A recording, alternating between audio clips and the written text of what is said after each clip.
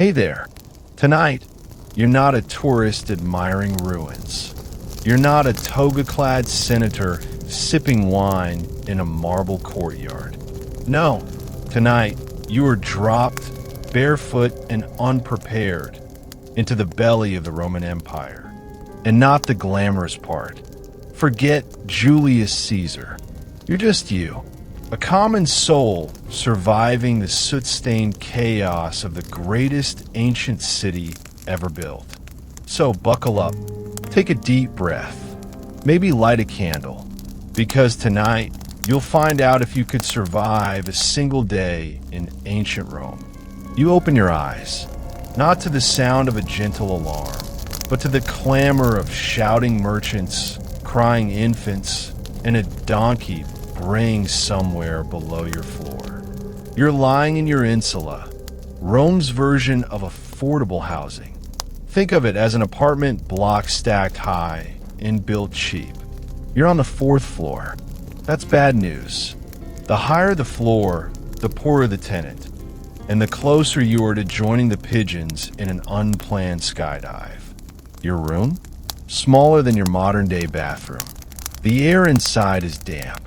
Your straw-stuffed mattress crackles when you move, and something small and determined just bit your ankle. No kitchen, no windows, no insulation. Just a cracked pot in the corner serving as both your drinking cup and your toilet. Welcome to the Roman morning. You haven't even left your room, and you're already losing HP. Nature calls, but your chamber pot is full. So you gather what little pride you have left and head for the nearest latrina, a public toilet shared by a dozen strangers and twice as many smells. You sit, if you're brave, on a cold stone bench with carved holes and try to avoid eye contact with the olive-munching merchant across from you, who clearly has no boundaries. There's no privacy, no stoves, just a row of Romans discussing grain prices while everyone tries to pretend they're not all defecating together. When you're done, you reach for the tersorium, a communal sponge on a stick dunked in a bucket of vinegar. That's the plan anyway. In reality, it's probably last week's sponge, now a breeding ground for regret. You rinse, you hope, you leave. You do not look back. You trudge home with a vague sense of defeat. Time to fuel up. Your breakfast? A crust of stale bread and watered-down wine. No eggs, no coffee, no sweet rolls. Just bread hard enough to be legally classified as a weapon. You dunk it in wine because it's either that or chip a tooth. If you're lucky, there's a smear of fermented fish sauce, garum. If you're not, it's just the bread. And yes, the wine is watered down because drinking it straight before noon is considered barbaric. Unless you're rich, but you're not. You chew in silence. The bread tastes like drywall. The wine tastes like someone washed grapes in disappointment. Now that you're filled with carbs and despair, it's time for work. And unless you're one of the 5 people in the empire who inherited land, you're working. Hard. You might be a potter, a porter, a street cleaner, or if luck has abandoned you entirely, a sewer worker. You spend the day hauling bricks, mixing mortar, and trying not to die. There's no protective gear, no brakes, just sunburn, splinters, and a supervisor named Lucius who's angry because his wife left him. And you look like someone who deserves it. And if you think being a teacher or a scribe is better, think again. You're either chasing ink across scrolls or getting yelled at by the spoiled children of senators. Work takes you through the streets, which are less romantic ruins and more open sewer mixed with carnival. The roads are marvels of engineering, straight, durable, and tragically full of everything Rome has to offer.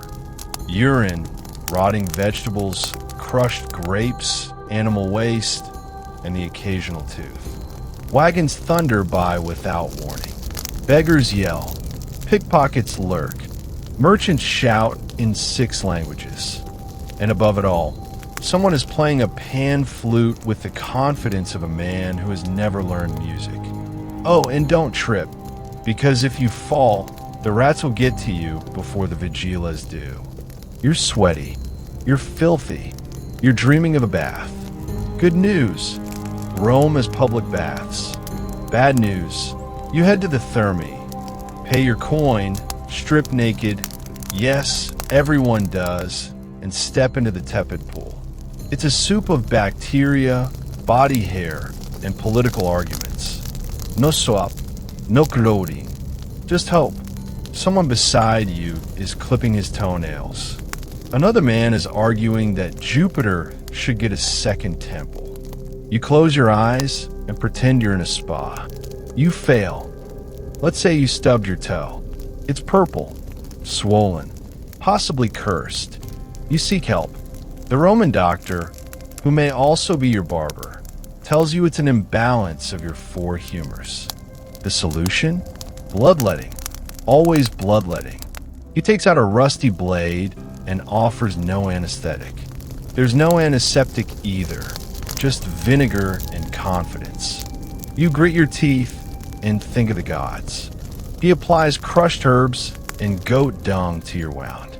Then he gives you wine and tells you to sleep near a temple. That's the treatment plan. By evening, you're starving.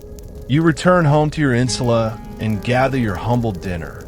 Pulse, a bland porridge of lentils or barley. Sometimes there's cheese.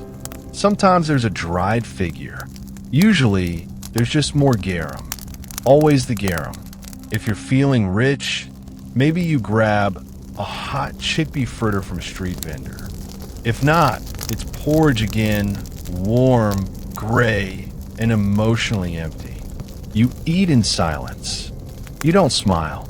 Smiling uses energy. The sun sets. You consider a show. Maybe the Colosseum? There's a man fighting a lion, another reenacting naval combat in a flooded arena, and a third being executed for tax evasion. You cheer because everyone else does. If you're not into gore, maybe a play, though half the jokes are about Jupiter's backside. Or the Circus Maximus for chariot races, blood, speed, and men dying for your amusement. It's fun if you like watching bones break in 4K without the K. Don't think the law protects you. If you're a citizen, you get a trial. If not, you get a whip. Justice in Rome is theater. Wealthy men argue with gold rings and bribes. You argue with fear and a bad tunic. Steal something? Lose a hand. Speak poorly of the emperor? Lose your life. Insult a statue. Somehow, still lose something important. Religion in Rome isn't a comfort. It's an obligation. 1,000 gods demand your attention, each with their own rules, altars, and feast days. Miss a sacrifice? Your house collapses. Forget to sprinkle salt on the flames? Your neighbor blames you for his gout. And then there's emperor worship. You light incense for the emperor. You smile. You clap. Or you vanish. Every interaction is a transaction. You want a favor? Get a patron. Compliment his shoes. Laugh at his jokes. Carry his wine jug through the forum. And in return, maybe a coin. Maybe a job. Maybe a nod. Everything you do is judged. Your clothes, your words, your posture. Rise too fast, and you become a target. Rise too slow, and you become invisible. Love is rare. Marriages are business deals. Friendships are alliances. Trust is expensive. By nightfall, the city doesn't sleep. It simmers. There are no streetlights, just shadows, firelight, and danger. Thieves prowl. Drunks wander. The vigilas do their best, which isn't much. Your building is made of wood and wishful thinking. Fires happen often, and when they do, you grab your tunic and run, barefoot and screaming, through smoke and chaos. If you make it back, the rats are waiting. The noise never ends. Sleep is a myth. You woke up in filth, used a shared sponge, ate gray porridge, risked your life for a coin, cheered at a beheading, got medically stabbed, prayed to a dozen gods, and dodged a burning building. And now it's tomorrow. Could you survive another day? Probably not. But the Romans did. Century after gritty century. Because they had to. Because despite the filth, fire, and fish sauce, they built something massive. Something enduring. And you? You be begging for Wi-Fi and ibuprofen by breakfast.